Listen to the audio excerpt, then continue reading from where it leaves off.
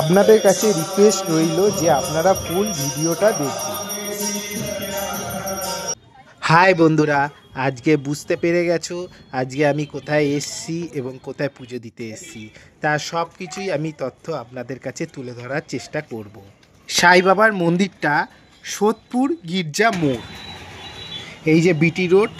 আর আপনারা যদি আসতে চান ট্রেনে করে সোদপুর স্টেশন নামবেন, ওইখান থেকে অটো বা টোটোতে বলবেন গির্জা মোড় বা সাই বাবার মন্দির, ঠিক সেই সামনেই নামিয়ে দেবে। এবং দেখুন এখানে অনেক পুজো দেওয়ার জন্য অনেক দোকান আছে এবং ওইখান থেকে ফুল, প্রসাদ, মিষ্টি কিনে আপনি বাবার কাছে পুজো দিতে পারেন।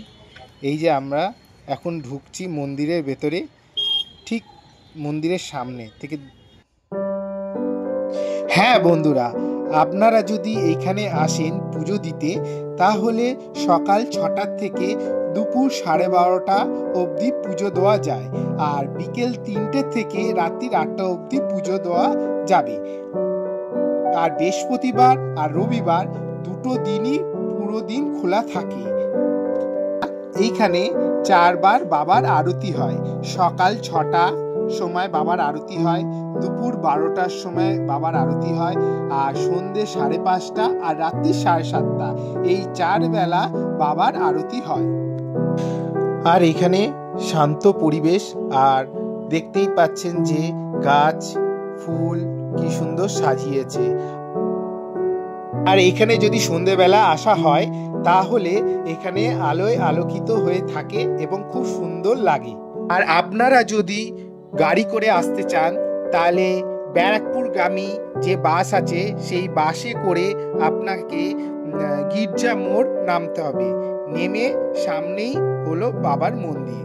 আর পুজোর সময়সূচি আপনাদের নির্ঘণ্ট আপনাদের তুলে ধরার চেষ্টা করলাম। আর এইখানে বৃহস্পতিবার আর রবিবার এই দুটো দিন বিকেল 5:30টার পর থেকে ভোগ বিতরণ করা হয়। আর আমরা তখন এসছি ঠিক 12টার সময়। এইখানে বাবার আরতি শুরু হয়ে গেছে দুপুরবেলা। আর এইখানে কিছুক্ষণ বসে বাবার আরতি দেখলাম।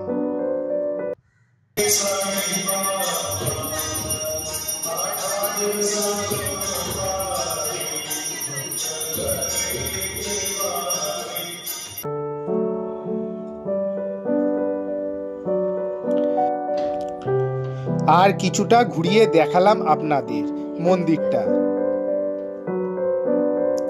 দেখুন বন্ধুরা, কতজন মানুষ এসে ভক্তি ভরে বসে বাবার আরতি দেখছে। আমিও কিছুটা দেখলাম বসে। আর এইখান থেকে আপনাকে পুজো দেওয়ার জন্য যেতে হবে। খুব সুন্দর ঝিকঝ্যাক লাইন করেছে। আর আমি এই পুজো দেবো বলে আমি চলে এলাম। আর পুরোহিতকে বললাম ফুল দিতে, তাই পুরোহিত বাবার পায়ের থেকে আমাকে ফুল দিল। আমি নমস্কার করলাম।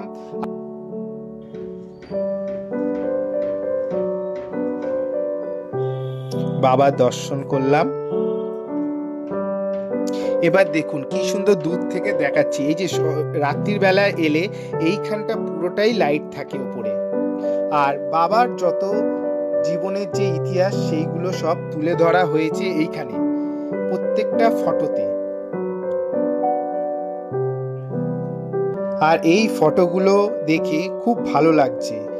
আর আপনাদের কাছে যতটা আমি পারলাম তুলে ধরার চেষ্টা করলাম আপনাদের কাছে একটাই আমার রিকোয়েস্ট যে আপনাদের যদি ভিডিওটা ভালো লেগে থাকে তাহলে সাবস্ক্রাইব, শেয়ার ও লাইক, কমেন্ট আর শেয়ার করে দেবেন।